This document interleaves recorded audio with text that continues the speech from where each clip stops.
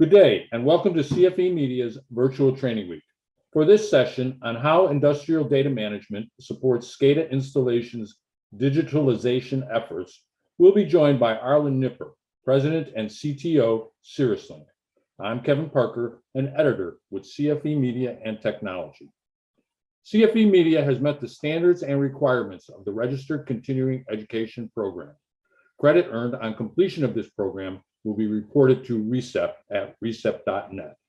A certificate of completion will be available for each participant to download upon successful completion of a test at the end of the presentation. As such, it does not include content that may be deemed or construed to be an approval or endorsement by RECEP. Industrial data from the factory floor or any operational process is now a significant driver of big data initiatives. Benefits of sending operations technology data to big data and enterprise applications include improved resource management to reduce costs and achieve quick ROI. Until now, collecting OT data and sending it to IT systems has not been cost effective, requires custom code, is not easily scalable, and can create a series of proprietary technology entanglements that leave companies with siloed data they can't easily access on the shop floor.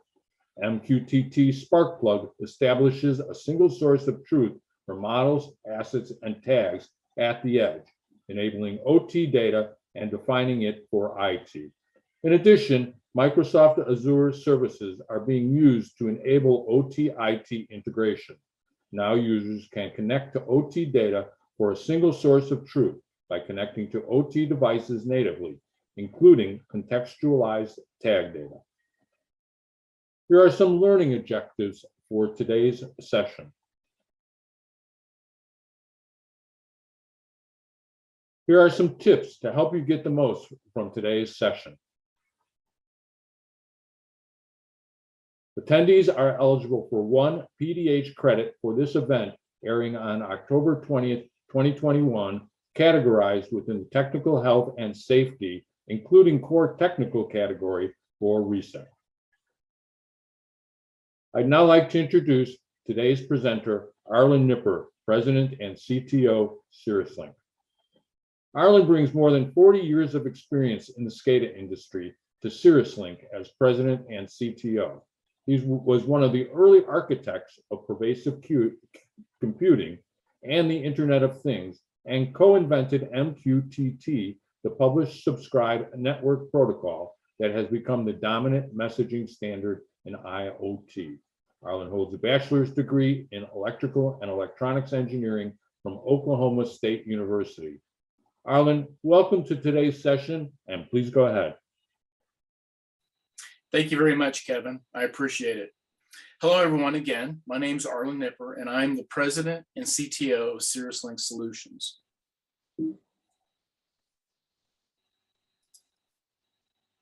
So kind of a segue into the technology that we're going to be talking about today, which is data modeling and data ops, is that we're just going to get a quick background of some of the technology that we're going to be utilizing going forward. One of the pieces of technology we'll be utilizing is the message-oriented middleware technology called MQTT. And what I want to point out to the audience, especially the industrial aspects of the audience, is that MQTT is now 23 years old, and it was originally invented for operational solutions. At the time, we were doing a project with Phillips 66 in Bartlesville, Oklahoma, and Steve Koenig, who was the SCADA manager at the time, had just gotten this brand new technology called TCP/IP. Now, you all may be going, well, wait a minute, we all know about TCP/IP. But remember, in 1999, 1998, there was DECnet, there was IBM Net, there was Novell. There were a lot of competing technologies that could have won out. But what we wanted to do was a better way to take information from PLCs, flow computers in the field, get those efficiently over a low bandwidth VSAT system back into their operational system. And uniquely, for the time, they also wanted to get it into another application called SAP. Now, this notion of multiple consumers for one piece of data was actually quite foreign at the time. Now, the original design goals of MQTT was, number one, it had to be simple. I mean, think about the compute platforms that we had in the field at the time. They were typically 8-bit microprocessors with 64 kilobytes of memory, not 64 megabytes, not 64 gigabytes, 64 kilobytes. It had to be efficient. For every byte, we figured that for every byte that was extra on the wire, every time we sent a message, that was going to be another $10,000 a year to Phillips 66 in their communications costs. It had to be bidirectional. In other words, we were replacing a pole response command and control SCADA system. So whatever we came up with still had to be bidirectional. Now, that bidirectional nature meant that we needed to have this notion of state.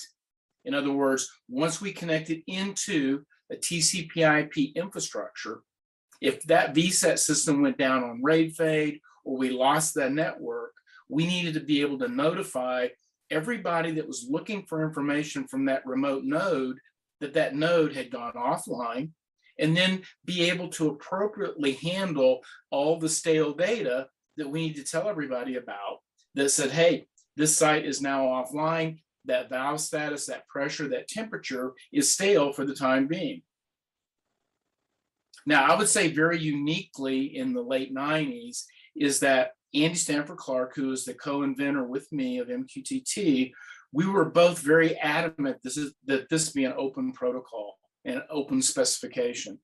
I had just gone through all the field bus wars. I had been on the HART board of directors for 8 years, seeing all of these proprietary protocols that you had to pay money for. And we felt that it was very important that it be open. And finally, I'll note here in gray, Arlen, what about security?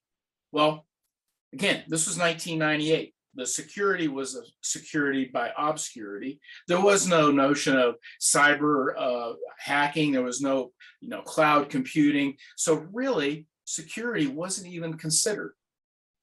But let's do a hindsight, a 2020 hindsight of looking back at MQTT now, is that, like I was mentioning, we let TCP/IP do all the heavy lifting. We let it do the packet reassembly. We let it do the checksum of the data. So that means that we get to leverage the latest TCP/IP security technology. TLS today, probably even better tomorrow. So although MQTT does not include security, we rely on the latest TCP/IP security, and that's probably the best position we can be in. The second thing is that when we were designing this system, the notion of all of our data acquisition, and even in 2021 today, when we think about it, the notion is we have a central computer and we make outbound connections to all the equipment in the field. So if I think about that, it's a host computer. If I have 100 devices, that's 100 outbound TCP/IP connections that I need to worry about. But we made the decision that it would probably be more efficient to make the IP connection from the remote site into the central computer. Now, if you think about that, if I have 100 PLCs or remote devices, and they're all making an inbound connection to one TCP/IP port, all of a sudden my security footprint just went down by 100-fold of all of the connections I need to manage and protect.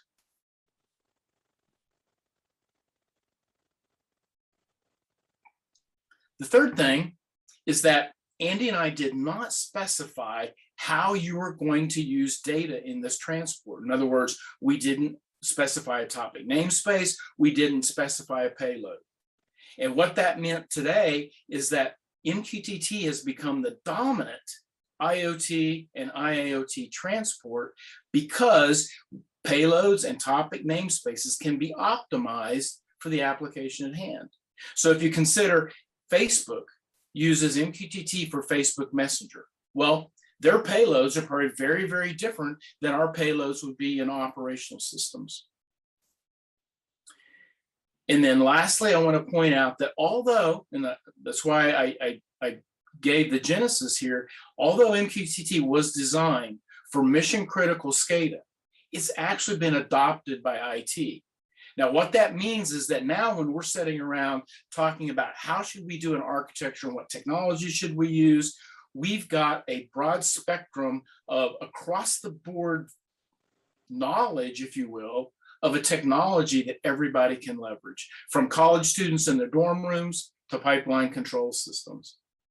So if we look at a basic MQTT architecture, you have to have two pieces. You have to have a client and you have to have a server. Now, what's happening on the left, this MQTT client has gone in and it's requested an MQTT session into that MQTT server. The client on the right has done the same thing. Now, the client on the left has done what we call a subscribe. And when he subscribes on # or hash, that means that he's interested in any message that would be published to the MQTT server that's in the central part of our diagram. So when the client on the right publishes a message with a topic of hello/world with a payload of an ASCII string saying hello from client, that gets published into the MQTT server. Now, the server processes that and looks up anybody that's subscribed on that topic and finds that the client on the left is indeed subscribed, and it delivers that message to him in real time.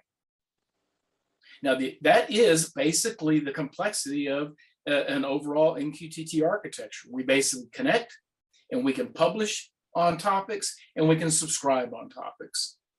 Now, that aspect of state, though, I do want to point this out, is that one of the options that we have is when we connect, we can provide a username, a password, and a last will and testament. That last will and testament is a message that can be published when we die, when we fall off the TCP/IP network. And that message is saved right here locally on the MQTT server as my death certificate, if you will. Now we can continue on publishing and subscribing to things. And the client on the left has connected, and he's wanting to be interested in clients that might publish a message on a death cert topic. So as we proceed, life is great, we're publishing. And so let's say tomorrow at 12 o'clock, that IP connection goes down. Well, the server detects that the connection has been lost, and it takes that death certificate, that last will and testament, and it publishes it on behalf of that client that just dropped off the network. And we now are notified that PLC 07 just went offline.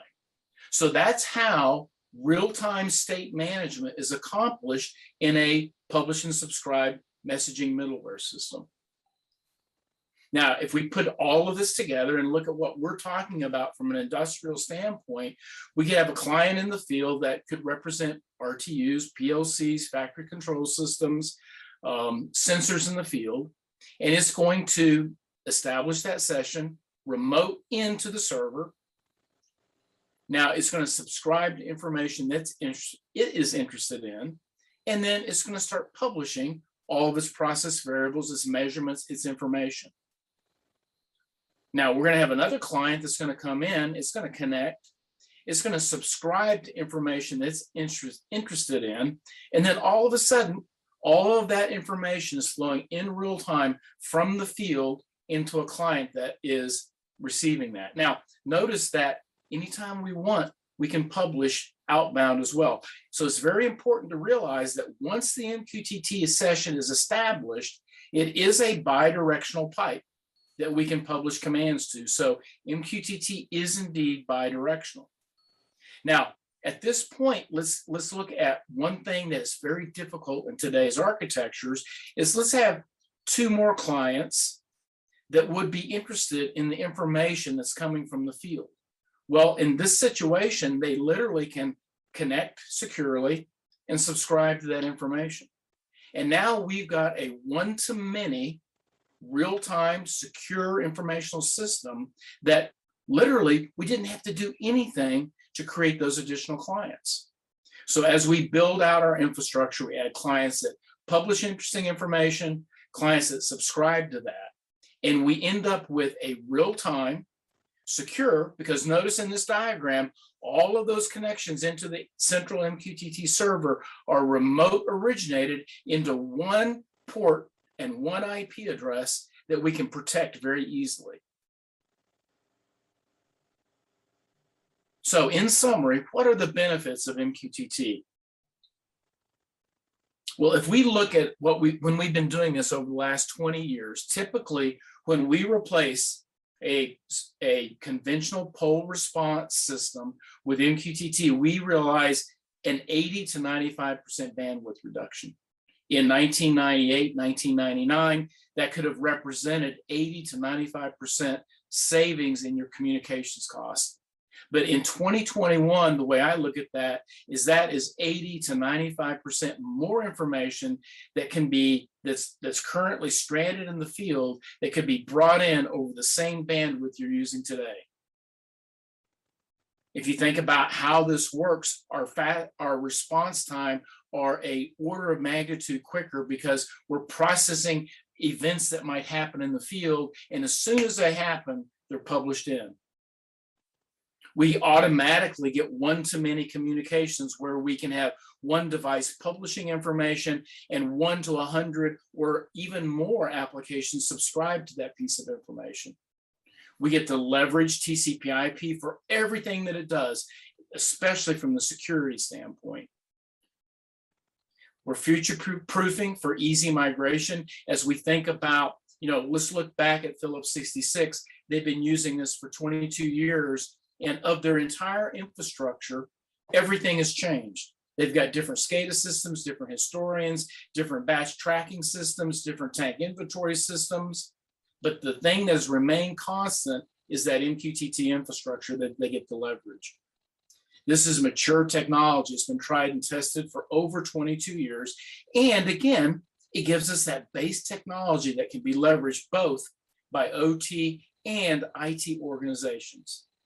It enjoys 2 international standards through the OASIS Open Standards Body and the ISO IEC Standards Body. And again, I'll just point out that the knowledge and the awareness of MQTT, it literally ships with every Raspberry Pi, as a Node-RED tool is literally an MQTT infrastructure. Now, let's segue from pure MQTT to Sparkplug, data ops, and OT-IT convergence. We've all been there. We've all sat through executive sessions from all of the cloud providers where they come in and they give you the proposition of, look what we can do with this IT or cloud tooling. And indeed, it is phenomenal what you can do with this and the compute capabilities and where we're getting with AI and ML. But there's always somebody in the back of the room, like Kevin or myself, that might look at this diagram and raise your hand and say, well, wait a minute, how are we going to get OT data into this? And they go, oh, it's easy, Arlen. You just draw a line, the small blue line, we'll go get that OT data. In other words, it looks simple. But we are, 6-7 years into this whole notion of IIoT, Industry 4.0, and we're finding out that the reality is it's difficult. We've got brownfield infrastructures that we're plugging into that have been around, some for 3, 4, or 2 or 3 decades. We've got proprietary protocols, we've got infrastructure. So the way that I look at this is that before we even think about IT-OT convergence, before we think about digital transformation, we've got to examine our OT infrastructure and get an infrastructure that is ready to plug into the cloud. And until we're ready, we can't proceed. In other words, this is not an IT down to OT journey. This is a OT, let's get everything ready and then plug in. So it's OT to IT journey. We've got to be able to decouple our devices, provide a single source of truth, and show operational managers a superior OT solution first and foremost.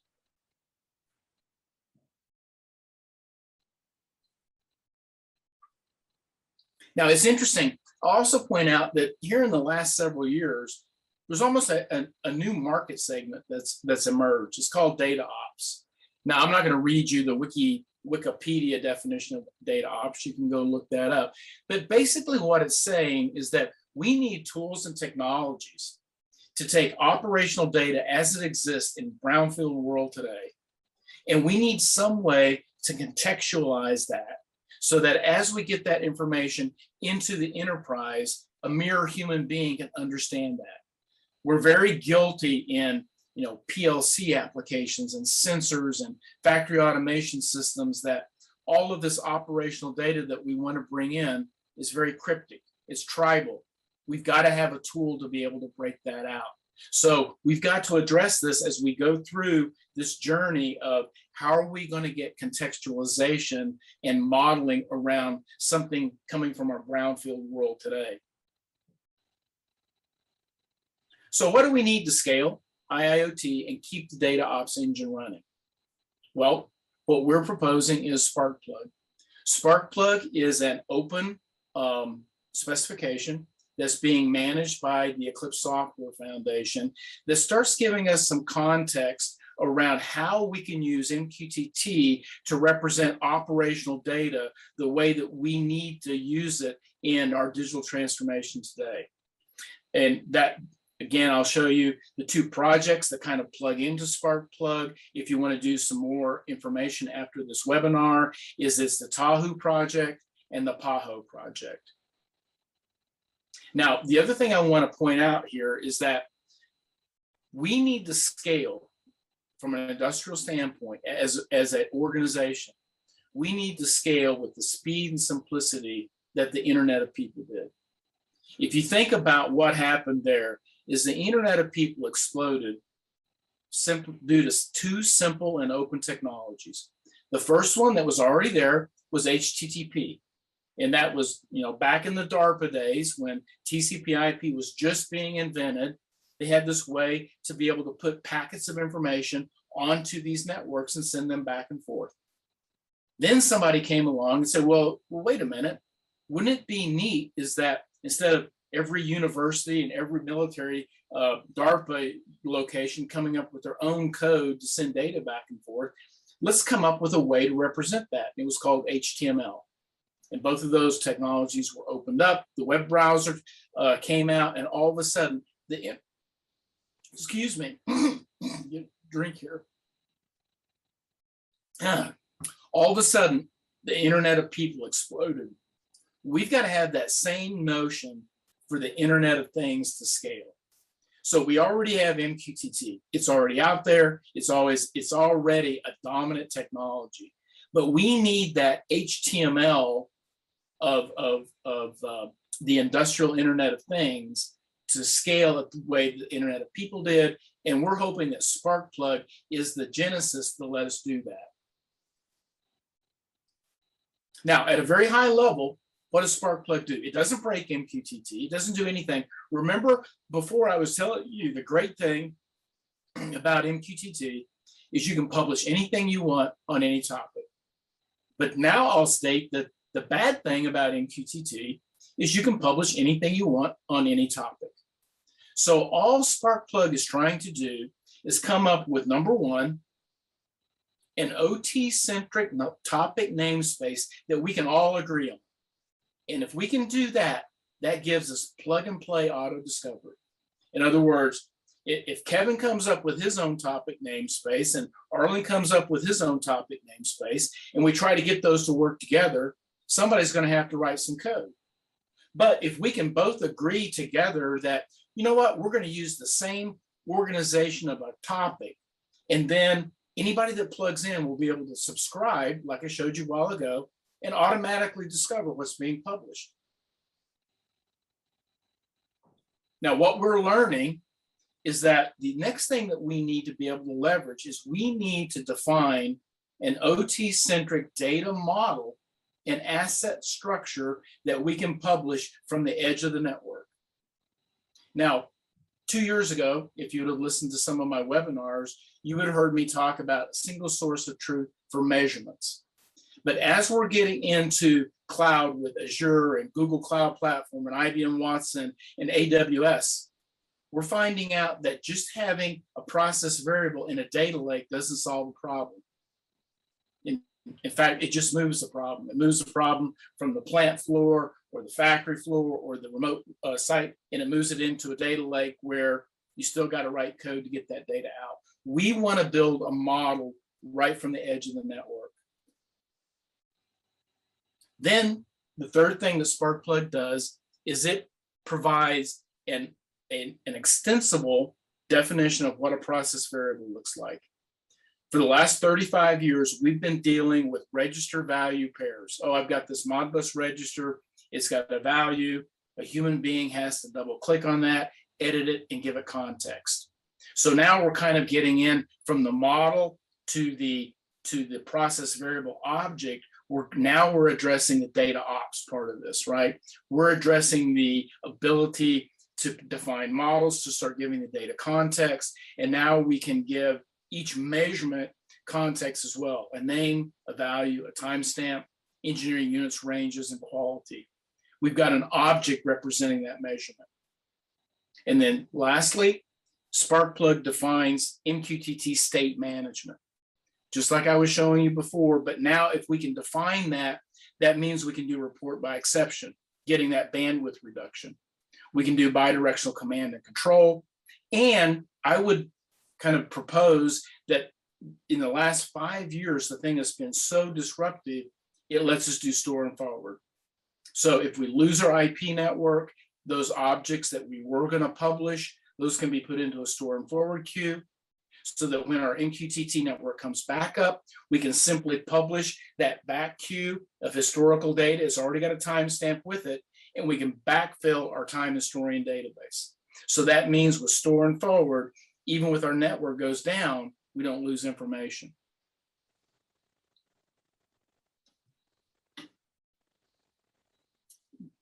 Get a drink here.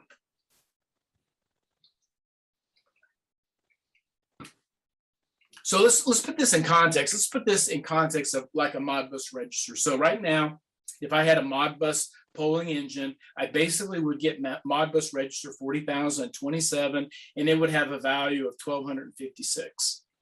And I would have to edit that. I don't know what the name of that point is. I don't know if it's scaled. I don't know anything about it. So I would have to edit that. But in Sparkplug, now we can use the fact that we can provide a single source of truth. So if I look at a snippet of how we would take a Modbus register and represent it in Sparkplug, well, now you can see here that I know the name is suction pressure. I know that it has engineering units of PSIA. It's got engineering range of 0 to 100. Its process variable is type float, and I've got the timestamp. So all of a sudden, instead of a nebulous Modbus register and a value, if I'm going to go look that up a year from now, I've got a proper IT object that has all of the information that I need for that measurement. So if we look at this going forward, what we're proposing is that we live in a world of, on the right, of brownfield operational equipment. We've got protocols, Allen Bradley's, Modbus, Siemens, Omron, BACnet IP, Emerson Rock, LoRaWAN networks popping up. We've got discrete sensors, 4 to 20 milliamp sensors. And we've got cameras that we want to start interfacing to. So if we look at this from a data ops modeling standpoint, that means that in the center, applications, native devices, applications maybe running in a Docker container, can now take the aspects of the Sparkplug specification and start creating this single source of truth. And that means that in Sparkplug, we can create a template that defines a model. We can have an instance of that template creating an asset, and that asset contains our Sparkplug measurements, timestamp, values, engineering units, and ranges. So now we've got an ability to apply a technology on the right in our brownfield or in new equipment coming up that can simply connect to an MQTT infrastructure and start publishing contextual data, satisfying both our digital transformation or aspirations, as well as addressing our data ops needs. So let's go back to the proposition that I put up a while ago. Remember that diagram where they said, oh, it's easy, Arlen. You just draw a line to operational data and we'll just pull that data in. Well, let's take a look at what that little blue line might mean. Okay, let's look inside that little blue line. And that means if we're going to start from scratch, we're going to have some sort of tooling in the cloud to do our ingest that might go into a Python application, that might throw it into a data lake. Now we've got several data lakes where we've got to write more applications to pull it out, to give it context, maybe go to another database to do a cross-reference on where that tag came from out of our data lake, and finally get it into our solution. Now, I'm being very generic here, but if a lot of you have seen some of the tools that you get natively, if you don't have a infrastructure already in place, this can start happening. And what's happened is I've taken everything on the left, I've hard-coded my operational data going into this cloud. I've hard-coded it to one cloud provider. And I don't want to do that, right? I want to be serendipitous. I want to be able to connect to one cloud provider for maybe one aspect. I might want to connect to another solution provider or another cloud provider for another one. So I don't want to be hard coding my data flow into any one particular cloud provider. Now, one of the examples that I'm going to give here is that Amazon realized this, and Microsoft has realized this as well. There's two technologies come up. Amazon developed a service called AWS IoT Sitewise. Azure is doing that with the Azure Digital Twin as well. Now, what that means is that AWS Sitewise gives me the ability to build a model, instantiate that model to create an asset, and then that asset has measurements that automatically go into a time series database. So what that means is that if I've got a Sparkplug client on the left that can create those Sparkplug templates, I literally can start publishing information into the MQTT server that already exists in Amazon, publish those models. Now, CirrusLink provided a service called IoT Bridge that kind of pulls these two worlds together. So it looks at the models coming in from the left side, and then it looks inside of Sitewise and says, do you have one of these models? Well, if you don't, we'll build it. But my point here is that this should be plug and play from the standpoint that no programming or coding is required to go from my equipment that supports Sparkplug all the way to my models and my data representation in the cloud.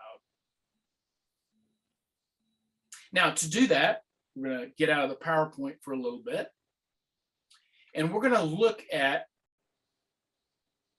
an actual real-world example. Let me close down a pane here.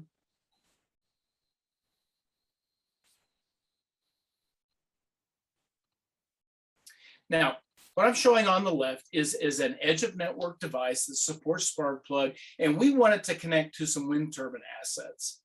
And we would like to be able to publish that into an MQTT broker. And then we would like somebody else to be able to learn that model without having to do any programming or any coding. Then we might want to take another technology, say BACnet IP, that might be in that local, where this local gateway is setting, and be able to use BACnet IP and build another model that says, well, I'm going to take BACnet IP and build the model for an HVAC system. And then once we have all that operational data, we want to take the next step, which is take our models of our wind turbines, our models of our HVAC system, and get that all the way into a cloud service where we can start taking advantage of it.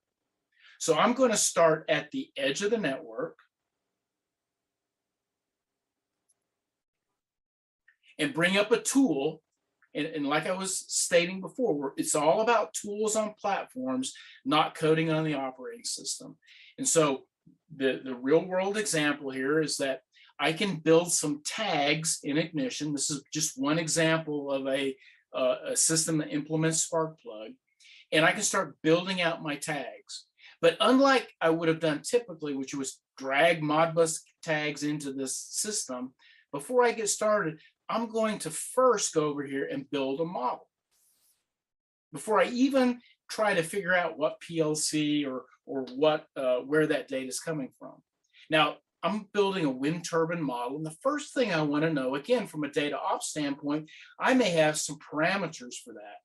I may have an asset ID, a serial number, who is the supervisor on that location, where is the location. So the first thing I need to be able to do is, I'm going to build a model in Sparkplug. I need to be able to give it some attributes. Okay, now I've got the attributes. Let's start doing the next level of data ops, if you will. We all are guilty of this. I've got a overdrive status that is an integer value, right? So I got a value of 0, 1, 2, 3, representing something about the overdrive for this wind turbine. But what could that be? Well, again, we're guilty of that. But now we've got a tool at the edge that says, you know what? I'm going to take that integer value and I'm going to create an expression that's going to create another tag that's going to say, well, if the enumeration is 0, I'm going to publish a value of disengaged. If the value is 1, I'm going to publish that the overdrive is engaged. If it's a value of 2, I'm going to print that we've got an overdrive fault. In other words, I need tools at the edge to get rid of these cryptic enumerations so that we can get valuable information pumped into the enterprise applications that are consuming it. And then finally, I get down to my, what I would typically call SCADA or operational. Okay, I've got an RPM value that has engineering units and ranges. I've got torque, wind direction, and wind speed. So now that I've built that model, I can come back into my tag tree, give it a topic namespace. Again, that's what we were talking about with Sparkplug, is I want to give it a group ID, a node ID, a device ID. So I'm going to call it AWS Group, Kansas City Office, Wind Farm Controller, my wind farm, Turbine 1. And now there's everything I want to know about that. I've got my parameters, I've got my asset ID, my site, my serial number, my supervisor's Wile E. Coyote, and then I've got all of my real-time information being published in real time. So now I've got that defined at the edge. I've got this Sparkplug model and asset defined. I want to go in and see, okay, how do I discover that? By using MQTT and Sparkplug. So now we're going to go to that central gateway, that it has an MQTT client that will populate automatically. Remember, I told you about plug and play when that message arrives. But we're looking in here and I'm going, well, wait a minute. I don't have any tags. I don't have any models. What's going on here? Well, we're plugged into an MQTT server, but we haven't connected to it yet. So we're going to do that, and we're going to auto discover, i.e. plug and play, if you will. So I'm going to go into the console on this. I'm going to go into my gateway and look at my MQTT engine. Now, what I've done here is I've defined the fact that I do have an MQTT server setting out there.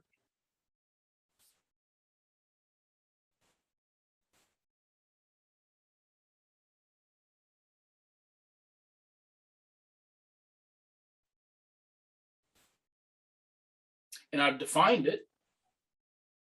I'm saying, well, that it lives at this location, and here's my username, but I'm not connected. So what I'm going to do is connect right now, save my changes, and now I'm going to quickly run back to our client that's subscribed and note that we now have an AWS group that we discovered, Kansas City Office, we have a wind farm controller, and we've got a new model. That model was automatically discovered, and it has all the same values and properties that our original model did.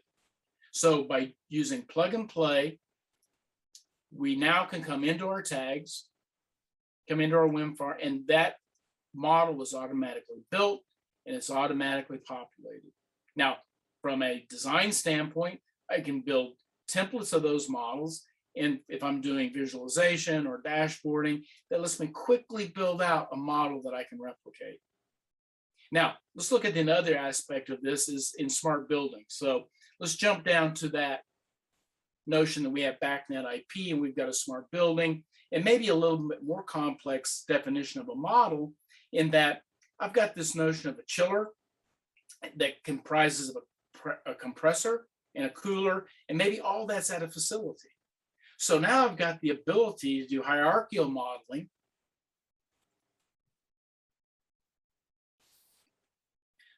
So I can create a model of a facility that it may have the temperature and the wind direction, but it contains a chiller that contains a compressor and a cooler. So again, being able to take those from BACnet IP and build a model that makes sense to the customer that's using this. Then I can go back out and I can build a representation of a campus with a facility that has an area that has a chiller comprised of a compressor and a cooler.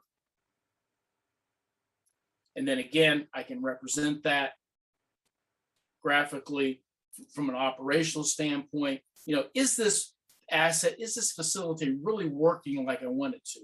And you know, what are all of the attributes of that?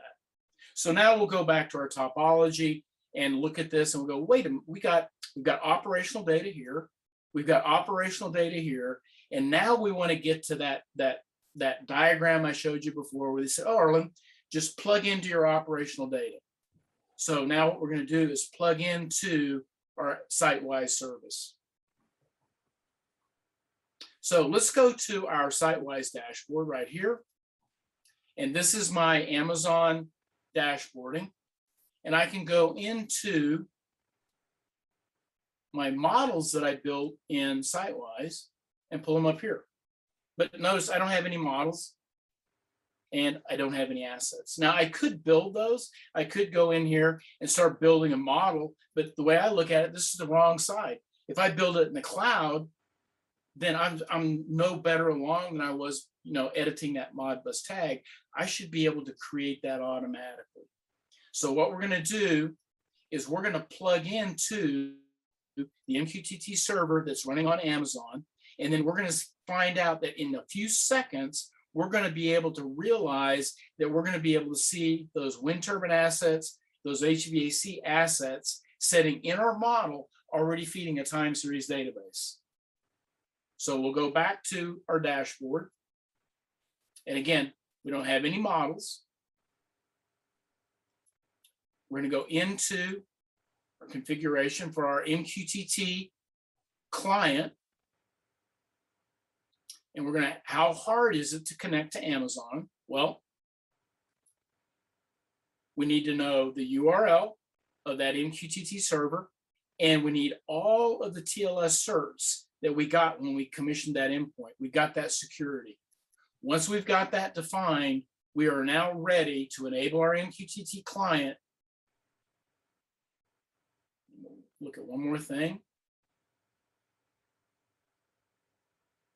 And our tag provide all of those building models we've got enabled here in our transmitter. So we're going to enable our MQTT connection. And now we are connected to AWS IoT Core, and we're publishing Sparkplug messages. So now we're going to go back to SiteWise, where just a moment ago, we didn't have any models. And notice that, oh my goodness, we've got the model of the chiller. We've got the model of a compressor. We've got the model of a facility. And ultimately, I need to go back in and enable our wind turbine going in. I didn't do that. But let's go look at that chiller model. And notice that all my measurement definitions are now defined for the cooler. Sorry. All my measurement definitions have automatically been built in the model that's setting on SiteWise. So now if I go in and look at my assets,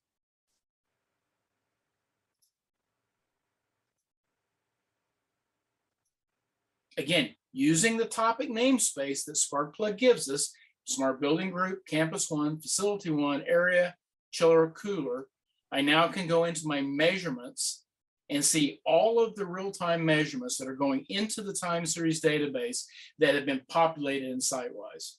So what you just saw was a live demonstration of being able to take assets that are in an OT operational SCADA system, be able to model those, be able to publish those into a cloud service without writing a single line of code. So now getting back into the presentation, we're going to bring it home. So, one of my favorite quotes, I guess, if you will, is there was a data scientist for Xerox PARC. His name was Mark Weisner. And he stated that the most profound technologies that are those that disappear. Well, in our industry, we haven't done a very good job of making technology disappear. It's right there, it's right in front of us. But we need to use technologies like MQTT, like Sparkplug, like cloud services, like modern Docker containers, like data ops tools, so that we can make that technology disappear. Just real quick, Arlen, this is an interesting presentation. What sectors have you seen MQTT and Sparkplug being utilized in? And had I put this pie chart up 3 or 4 years ago, it would have been predominantly oil and gas, because that's the market that we came out of. But as you can see today, and I would argue by the end of this year, oil and gas won't even be the largest sector that we've got. Manufacturing, transportation, data centers, power utility, fulfillment, food and beverage. I guarantee pharmaceuticals will be high on that list this year. These are the market sectors that have embraced and are starting to take advantage of this technology. And for those of you that are interested in learning more about this, that'll get this deck, I've actually provided some links to the Sparkplug working group, where you can learn more about MQTT and Sparkplug. So Kevin, at this point in time, that is the end of my presentation. Well, thanks again, Arlen, for sharing your time and expertise with our engineering audience. But now that we're just about done, we want to hear how we did. The exit survey will pop up on your screen. Please take a moment to complete it, because we use this information to improve our webcast. On behalf of CFE Media, thanks for attending, and we'll see you next time.